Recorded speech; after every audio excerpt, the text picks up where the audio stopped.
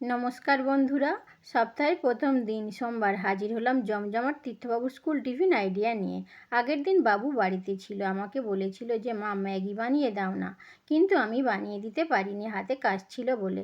তাই বাবুকে খুশি করার জন্য আজ স্কুল টিফিনে ম্যাগি বানিয়ে দিয়েছি। আজ একটু অন্যভাবে ম্যাগিটা বানিয়ে দিলাম, দেখো না তোমাদের পছন্দ হয় কি না।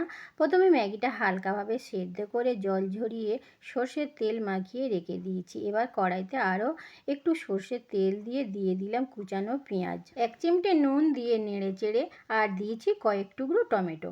ভালো করে নেড়েচেড়ে আগে থেকে সেদ্ধ করে রাখা ম্যাগি দিয়ে হালকাভাবে নেড়েচেড়ে শেষে ওই ম্যাগির মশলাটা দিয়ে নামিয়েছি। বেশ ঝরঝরেও হয়, খেতেও দারুণ লাগে। আর দিলাম একটা ডিম সেদ্ধ আধখানা করে ভেজে দিয়েছি। শেষে ছিল আমার তীর্থবাবুর অপছন্দের ফল, 4 টুকরো আপেল। আজ টিফিন ভিডিওটা তোমাদের কেমন লাগলো? ভালো লাগলে কমেন্ট করে জানিও। ধন্যবাদ।